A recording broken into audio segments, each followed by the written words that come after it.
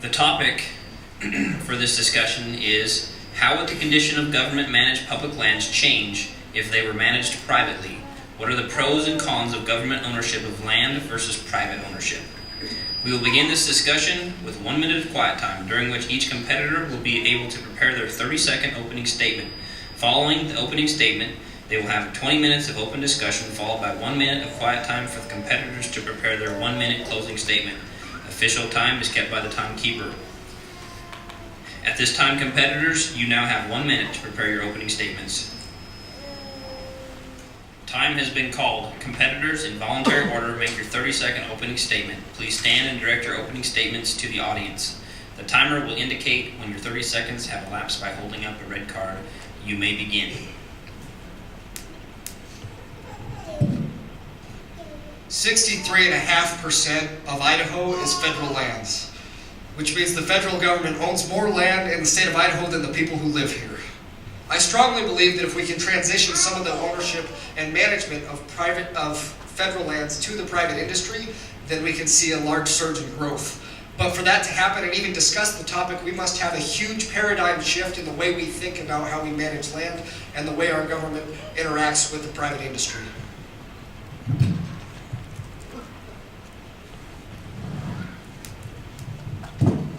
In the wake of the federal shutdown in October 2013, many Western states realized the risk that comes by relying on the federal government to administer programs that directly impact the state's economy.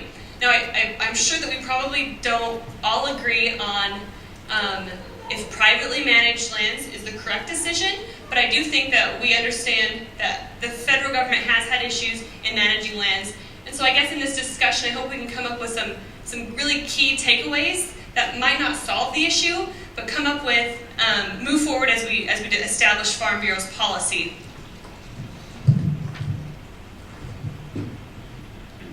As a farmer and rancher, it's easy to see the weaknesses of federally managed lands in Idaho. The idea of a new classification of public land with the state of Idaho controlling the administration of is an exciting idea and is going to be a great discussion today. But I feel that taking another look and sharing the benefits of private ownership is also worth our time. The revolutionary fight for life, liberty, and property continues today.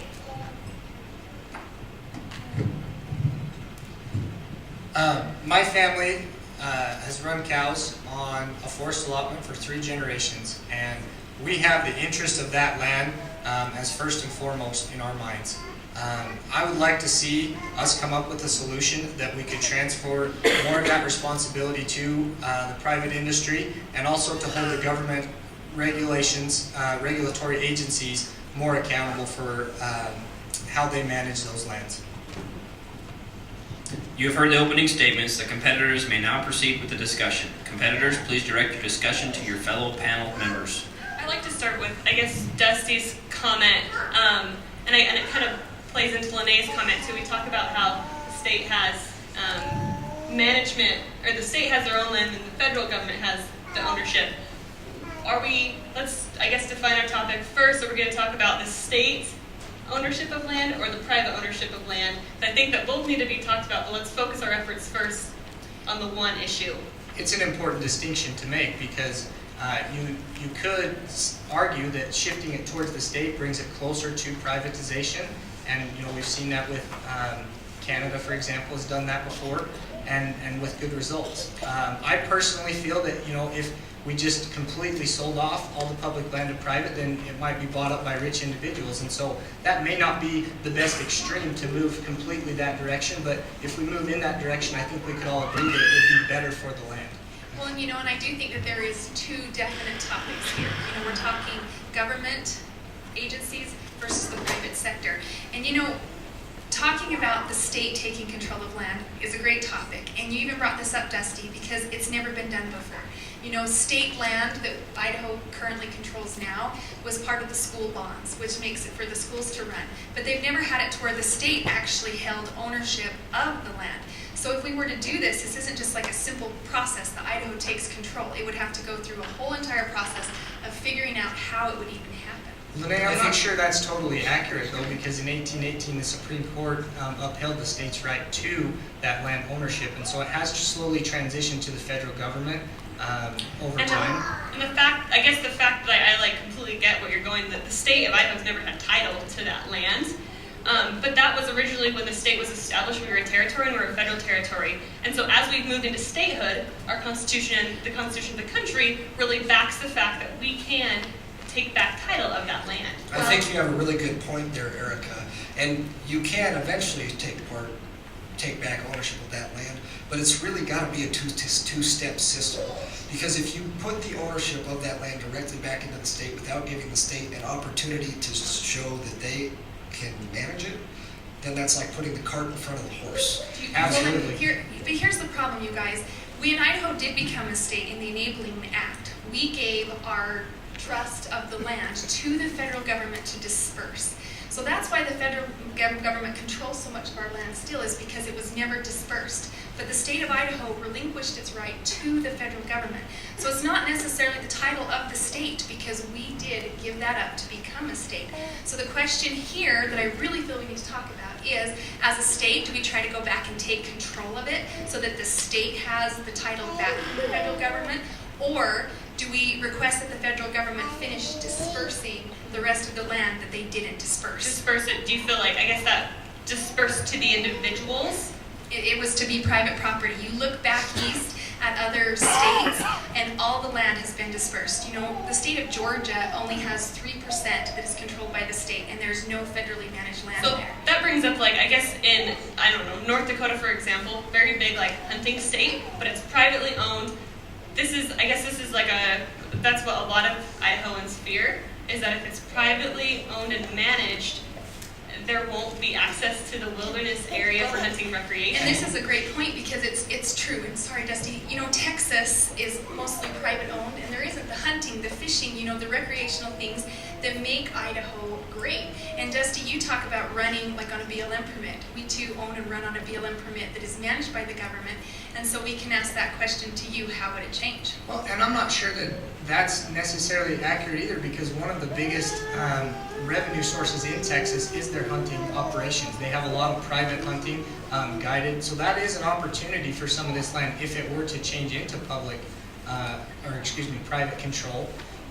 My biggest concern, I guess, would be that there would be limited access. In my particular county, up in Fremont County, in that area, snowmobiling is a big deal. And so if all of a sudden that became privatized, that would be a huge loss of revenue for that area. And so, you know, we have to be kind of careful here. I think that there is an opportunity for us to kind of, you know, move in that direction, and by maybe holding them more accountable in the government agencies, rather than controlling Washington's, it would be better for them. Such as, like with timber sales, if that was how they funded the land, if that was how they funded their budgets, then those people would be more reliant on making that work. So, you know, grazing operations, fishing, hunting, all of those sort of things. Right now, they're just accountable to Washington, D.C. What you just said, Dusty, actually makes me really excited, even though it's what you said you feared, and that's that we might not be able to use those lands for the same purposes we do now. Well, and that's the what other I guess. purpose, if I can have a moment to finish, is the other purpose that we have to look at is right now with publicly owned lands. A lot of those lands are used for only one specific purpose. When we take that into private industry, we have the opportunity for multiple use. It doesn't have to just be a timber operation. You can have grazing, you can have outfitting and guiding.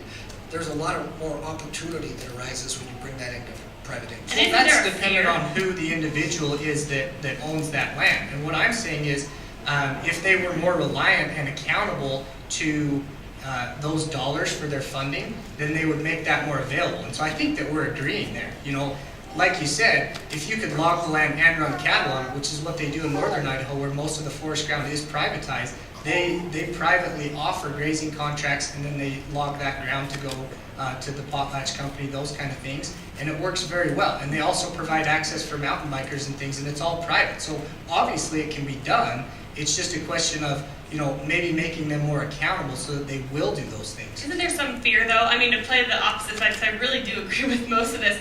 But as far as the state of Idaho's feelings on that, like, we can say this all day long, that this is our opinion.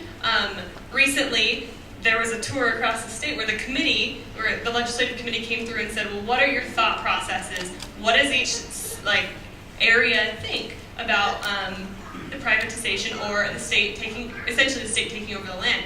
And most of the feelings were the fear of losing the recreational purposes. I looked at all, so there was 3 meetings in northern Idaho, there was 2 meetings in southern Idaho, 2 meetings in eastern Idaho, and by and far, the results were either mixed or to the thought that we should keep federal. As a committee, I'd like to bring another side into this too. Okay, I grew up in Butte County, where it's only 12% private property. Most of that county, and it's a big county, is owned and managed by the government, whether it be the state or the federal government, regardless of what we were talking here. The problem is there's not enough property tax income for these small communities, and this happens all over the state, when they actually could really benefit if the federal government would further disperse of private property so it could become used. These little communities, rather than dying and having poor law enforcement and schools, it would make a huge change in our state if some of this was turned over to private. What about the thought of because these counties are getting payment in lieu of taxes. And Lincoln County is a county, I live in Jerome County, but Lincoln County is close to us, 72 or 75% owned federally, and their concern is they don't want to lose the payment in lieu of taxes, because the fear is that if that ground gets turned over privately, they will not be able to generate enough income off that ground to provide the taxes that will overcome the payment in lieu of taxes they're getting. And so I wonder, that's the obvious concern, I think, for a lot of these counties that are... And it just shifts the burden. So rather than being a small few that have the burden of the whole entire county, it disperses it further. And so that is a good point, is to disperse that property tax income so that it spreads over farther. But the federal government is giving the counties money for the state of Idaho, the payment in lieu of taxes, because they're not paying taxes. Not always. In Butte County, the INL takes up a huge part of those counties out there on the Arco Desert, and those little counties receive nothing from the federal government. There's no responsibility to the federal government to these little counties, but if it was private ownership, they'd be accountable for themselves. So Lanae, I like what you said there, because you've seen some of these areas up just past you, like Chalice, where the town is dried up because there's no economy left. And so I almost wonder if there was more of a private enterprise there so that the mining and the forestry could be developed, we would increase taxes, because now you would have more people coming in creating jobs. And that's a really good point. The thing with public land is there's only so much you can do with it. With private industry, sky's the limit. And you have a really good point there, Dusty. What else can we do with those lands? We can bring in multi-purpose. We can talk about other things. I know one big topic that is a huge part of Idaho federal lands, at least, that we haven't even touched on, is grazing. And I know with 2 million cattle in the state of Idaho, it's a pretty important part. I think that, Brett, I disagree with you to a certain degree that we don't, you say there's so many uses for public land. That's not always the case. I think of a Waiheke County, the best use for a Waiheke County is grazing. There's not a lot of other uses for it. And if we could talk about the Taylor Grazing Act, how the BLM all come about. And when Idaho, the territory, was established, these areas that are federally managed lands now were considered no-use lands. There was no real benefit, and the settlers didn't want them. And so the federal government really took control, and that's how it became what it is now, because somebody needed to be responsible. But we've changed, we've matured, We have all this new technology and everything, that these lands, there's now a purpose. They're now valuable to us as individuals and private property owners. Well, and part of that question also says, how would the state of the land change? And so, we've got to look at the grazing and say, is that harmful? Is that helping? And there are studies out there that show that controlled grazing is beneficial to the range. So, I think that if people are managing them correctly, then there would be some benefit to the land as well. That's a really good point there, Dusty. And I just want to add that with grazing, one of the interesting things I didn't know until I was talking to somebody earlier today, It sounds like we have a pretty slick deal where we can go in and get a grazing lease from the BLM, but when you get a 10-year lease and it takes 20 years to renew it, it's just not a sustainable program. And the other side of that is, you talked about, Dusty, earlier, about how in northern Idaho, most of that's privatized, and a lot of times they graze cattle. What a lot of times happens, now we get into the issue of wildfire.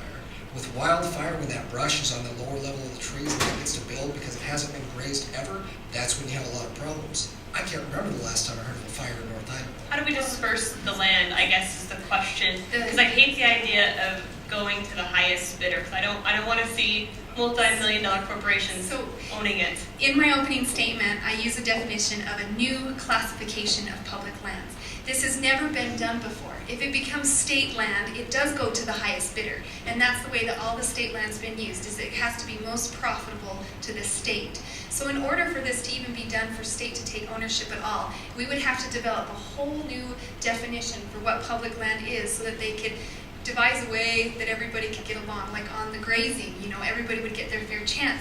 But you brought up the subject of private grazing versus, the government, the federally government we use now. And it's really interesting because I went to BLM water meetings all spring long. And there's changes that need to be made, and we can't make them because we're tied up in governmental agencies. There's lawsuits, there's Western watersheds that's come in and suing the BLM, and the changes that need changed can't happen, and it's harder. If it was private land, the change would happen the next day. Well, and Lanae, you're absolutely right. I mean, the Heritage Foundation has shown that public lands are grossly mismanaged, and they completely rely on the politics of the situation. Whichever spectrum of the politics are in control at that time, that affects what happens to those lands, what programs, what resources are utilized. And so if you could remove politics from it and actually do what was best for whomever was using the land and what was best for the land itself, as well as the communities, versus somebody just in Washington, D.C. saying, well, I think that's best, then I think that we would be onto something. I think you have a really good point, Dusty. And as much as I'd like to say that we could totally get politics out of it, there will always be regulation, but at least in private industry, there's a lot less hoops to jump through. Where does Farm Bureau come into play with this question? Because I think it's so you think about the Idaho Farm Bureau, like you say, Brett, 62 or 65% of Idaho is owned federally. Well, you think in the Midwest or in the East, that's not the case. So where does American Farm Bureau make their stance of how we want to use our resources? Earlier today, Erica, we got to listen to some speakers that talked about that very thing. That unfortunately we're not just going to be able to have some judicial body say, oh, we're going to give this all back. And so that's where it kind of comes into play with our legislatures and pushing that. And I think Farm Bureau collectively gives us the best voice to do that. If I go petition Congress by myself, then I'm not going to get very far. But if we have a group of us that band together and organize, now we're better funded, now we're better organized to go and lobby for those things and push in that direction. Well, and we talk about Farm Bureau's role in all of this, but the interesting thing is it starts at a county level. Because what's right for one county is not necessarily right for another county. And the House of Delegates, they go through this and they argue these topics within this Farm Bureau organization to try to figure out what's best. But the interesting thing that we haven't is we keep saying, okay, we don't like federal, either turn it to state or we turn it to private. But we need to open our minds to the fact that, hey, we can do all three. And that was a solution that I thought of is, there's parks like Yellowstone Park and things such as this that we want the federal government to manage and to be a part of it. But why can't we break it up so that percentages goes back to this new classification of state land, percentages of it go to the private sector, and it doesn't have to be all the same. We could look at it as a whole state farm bureau, and come to a good solution and send it to the legislative. And Lawrence Denny just was in a representative that they had a committee, a 2-year committee that they were trying to look at this and see where to go with it. And maybe Farm Bureau needs to become active in these state committees. Maybe Lanae Nalder is joining the state committee on this subject. We need to become active as an organization. And I love the 3-prong thing. I guess it never occurred to me, you kind of think about this and it all happens or none of it happens, but that is I think that's an innovative kind of thought process, because like you say, maybe someone in Blaine County in Sun Valley, they are not going to turn over, they do not want to turn over land. That's the industry of that county is tourism, and so that shouldn't be turned over. But maybe Owyhee County or something like that should be turned over to the ranchers so they can manage the property themselves. Well, we saw in Arizona that, that was put to the ballot. I mean, and in a conservative state, those individuals did not necessarily want to demand control of those lands. And so it's going to be a very complex issue, to go around and say, well, this is what needs to happen. And so I think that's where Farm Bureau can really help, because we have all these little districts throughout different areas of the state that have different challenges. And so we can use that as a vehicle to organize and say, well, this is what's best for my portion of the state. So even though we may disagree on certain aspects because we're from different areas, through Farm Bureau we can actually benefit that. That's a really good point, Dusty. And we do have to use the system Farm Bureau has available for us because it works. It's not broken. We need to use it.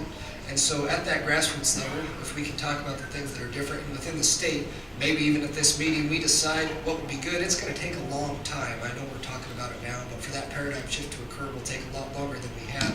And the cool thing is, once you have it at the state, it's not just our battle anymore if we can get that across to the American Farm Bureau. Because it's going to take more than an act from our legislature, it's going to take an act of Congress to get anything. And we can join other organizations like the Idaho Land Council and all these other organizations that are fighting this same battle. We really need to all come together to find a real good solution and a real good fit. But the other thing is, Brett, you talked about time. It isn't going to happen immediately, and it necessarily shouldn't happen.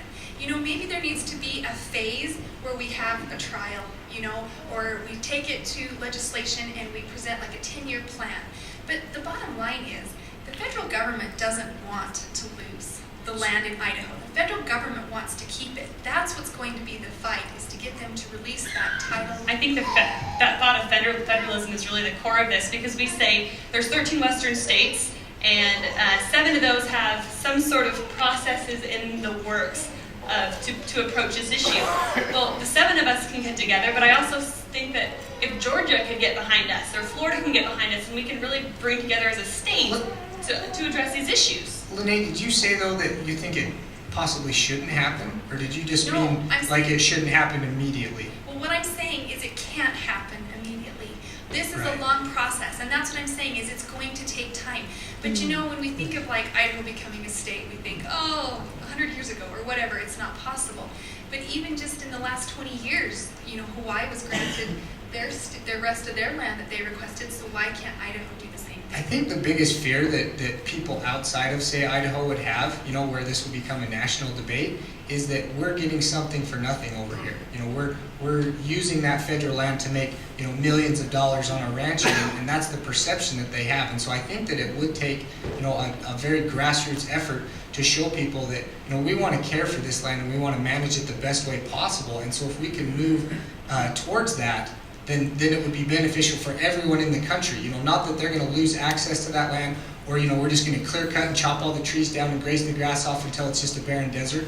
But that we really have a vested interest in making this the best land in the country. That's a really good point, Dusty. And that makes me think of the million-dollar question, which is how do we allocate that land in such a way that everybody's happy? In 1954, I live in Rupert in Minidoka County right now, and in 1954 they had the land lottery where people came and took a number and they dispersed land. And my great uncle was one of those that won one of those lots, and he's 90 years old and he still farms there today. Time has been called. Please prepare your closing statements. I ask that the audience remain silent for 1 minute to aid the competitors in their preparation. In voluntary order, please give your 1 minute closing statement.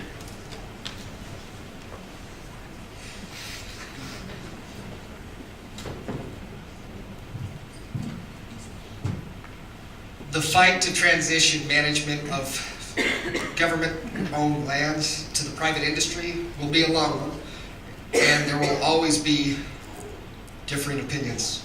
But I think we've had some really good discussion today, and it might take a lot of time, but it also might take a new classification of lands, like Lanae brought up.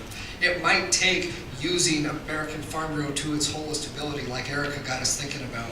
And it really might take using some ideas that are already implemented at the grassroots county level, like Dusty got us to realize. And if we can bring all those ideas together, form an opinion as a state and bring that to the American Farm Bureau Federation and find other states that will support us in this endeavor, I think we could be the first of many states, especially in those 7 western that have something already going on, to accomplish our goal.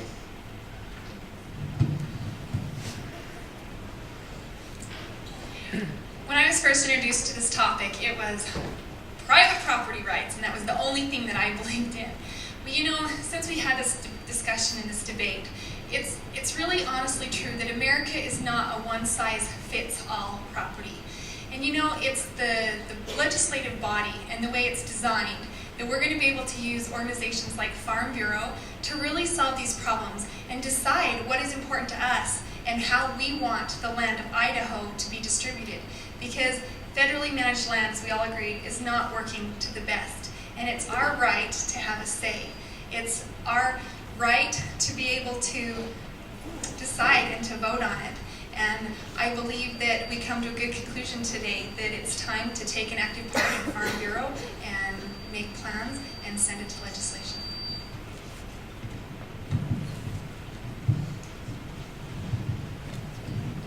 With 93% of the federal land located in the 13 western states, this discussion that we have here today is going to continue on kitchen tables, in courtrooms, and in Capitol buildings across those 13 western states in the coming years. I think that we kind of came to some pretty good conclusions. There needs to be a paradigm shift of what kind of our thought processes are, and that maybe private ownership or state ownership isn't the only option. That maybe there's a combination or some sort of in between that we can find the way. Moving into the future, I hope as an organization and as individual farmers and ranchers, we can really come to understand how we feel about it, and then establish some good Farm Bureau policies that will move us into the future.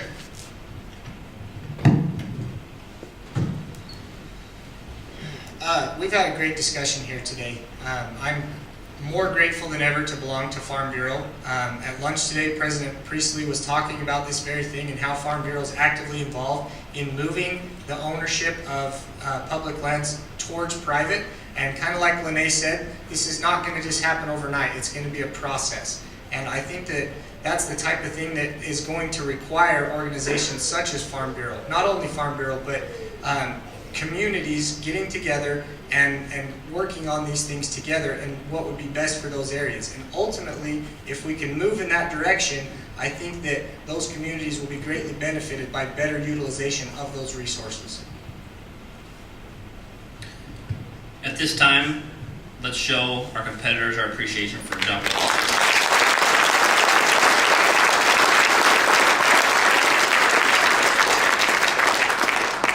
I'll turn control of this competition back